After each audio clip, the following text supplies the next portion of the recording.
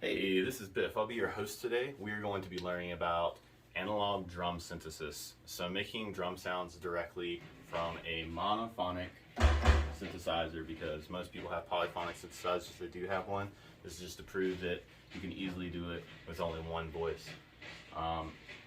We will also be, once we get done with the drum and the snare, we will move it to post processing, so that way after the sample's been made, we will round it off, boost the EQ, add some compression to make the sound more professional and fit in your mix a little bit more. I had looked a long time to try to find some analog tutorials and couldn't really find any that worked for me, so I hope that this helps you in your analog synthesis. Hey, what's up? So today we're going to be using the Sub 37 or Subsequent 37 from Moog. It's a monophonic synthesizer. Most people have polyphonic synthesizers, so I figured this would be the easiest one to start out with. I'll show you for some layered polyphonic basses and snares a later date. If you're so interested, please leave a comment. I will be happy to use my sequential down here, my Prophet 2. We can make some a little bit more bassy kicks. Alright, but I'm going to start out with a kick. You're going to want to turn everything off, including the oscillators. So you don't want anything running. It's not going to make any sound, right? You want to make sure that your envelopes, both of your filter envelope and your amp envelope, turn all the way down. I'll turn down, shouldn't be hearing anything. So we're going to turn the resonance all the way up. We're going to turn the filter down to about 5,000. Turn the keyboard all the way down to the bottom. So here's a very lowest octave. Should be going to sound like this. So what you're going to do is you're going to turn up your decay on both of them.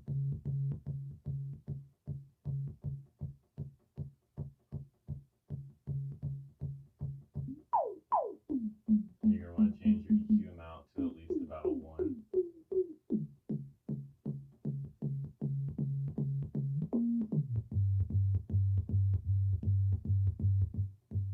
And by adjusting the decay, you should start getting a kick sound. Just like that. Oh, don't like the belts hitting the actual bass drum.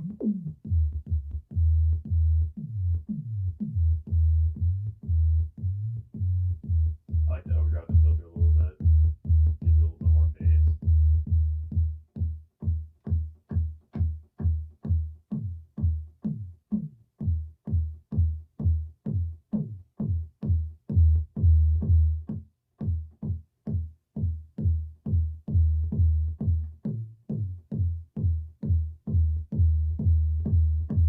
To get to a place you like.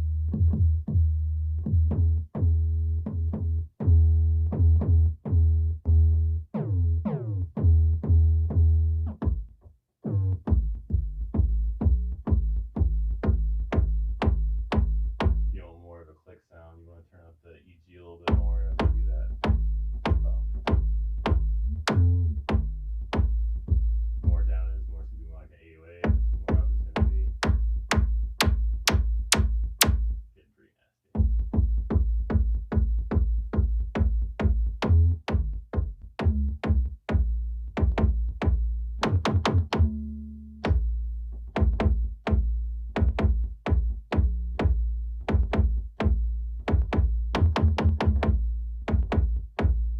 If you do that and get to where you like it, save it. This is going to be your bass drum. We're going to use this sample later at the end of the video. Get to another initialized sound. Turn everything off with the first oscillator. You don't have to change the oscillator type.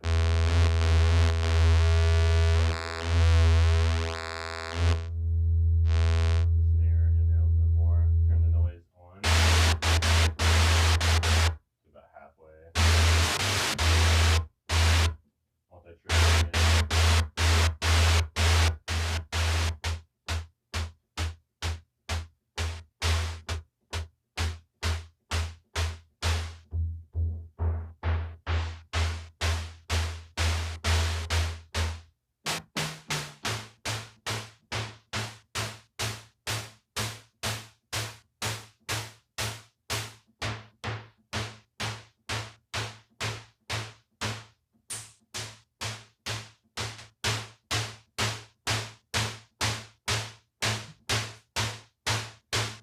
adjust the length of your snare by the delay.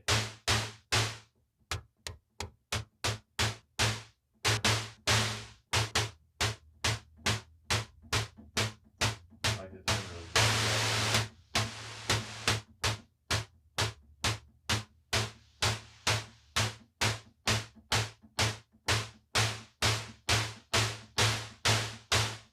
Kind of really depends on the bass sound and how much of a fucking actual tail you want in your snare. Okay, but after we got that done, so we're gonna save that, right?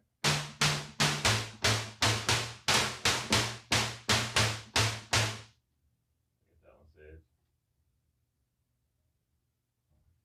So now what we're gonna do is we're gonna move these samples over to a DAW. I use MPC Live, so it's not actually a separate computer DAW. It is a separate machine. But we're gonna sample those, compress them, and EQ them, and you'll be able to hear what the difference is and how it makes your overall drum sound a fucking 1,000 times better. All right, see you in a minute.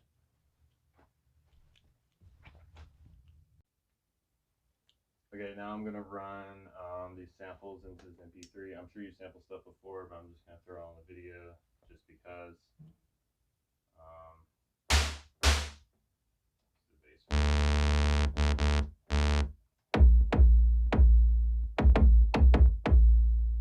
So I can use one sample, of course.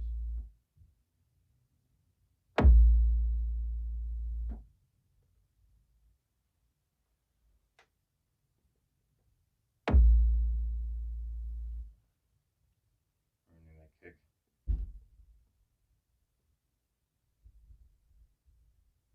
we're going to edit it. So you want to get any of the sound, of course, out of the front of it.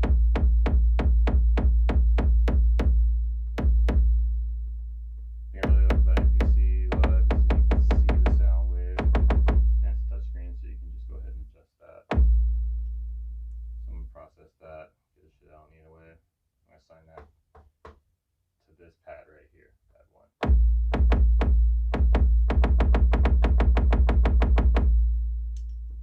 Alright, so that's the kick. We're gonna go back and get the snare.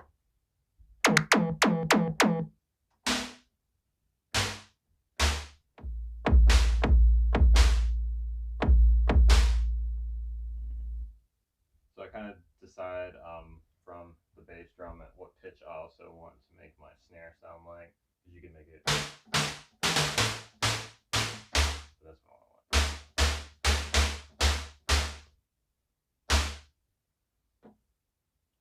So we're gonna edit this.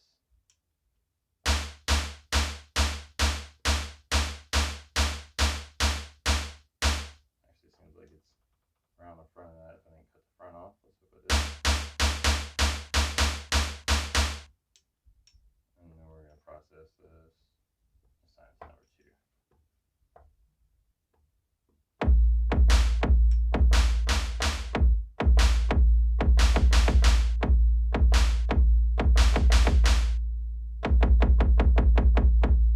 Alright, so now we've got these into our DAW. I'm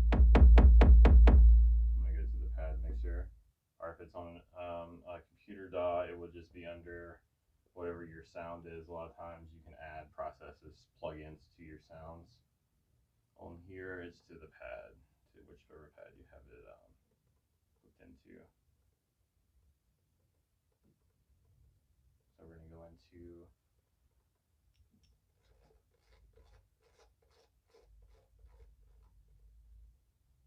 the EQ.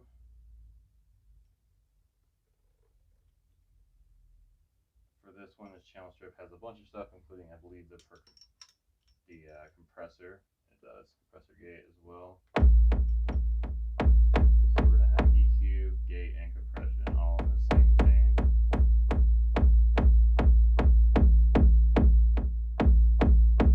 I boost the mid range, the low range.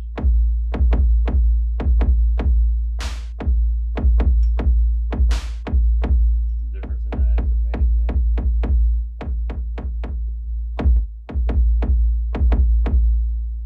Alright, for the bass, I'm just going to keep it at that right now.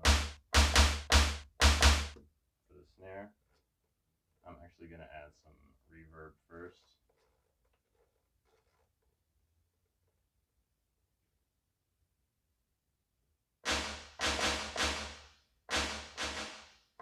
not that much, but.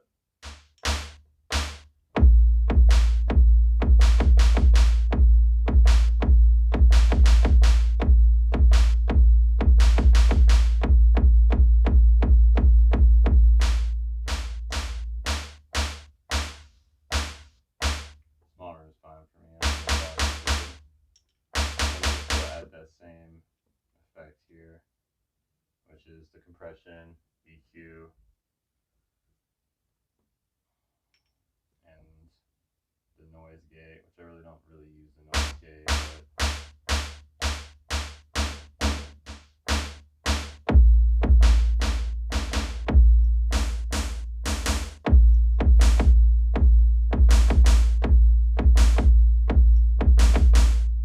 so I've just boosted the mid and the gain. Take a little bit of the low out.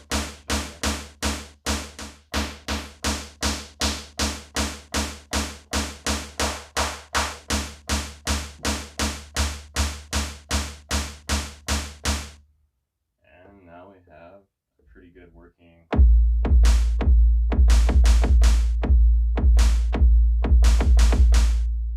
snare. So now that we have the bass and the snare, it's the start of your drum kit. You can do other things too. I really like distortion being on bass drums, so I do industrial.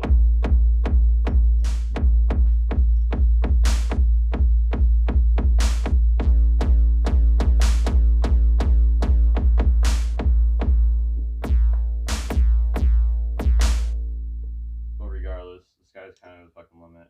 I hope you like this video. If it helps you learn something, please leave a like and subscribe to my channel. I'll be back every week with more studio tips. Next week I will be doing hi-hats and tom drums to finish off the analog synthesis of drums. I will then move to probably digital synthesis of drums. If you have any suggestions on videos I could do that might help you within your studio, please leave a comment. I'll be happy to answer any questions that you may have. All right, have a good day, y'all.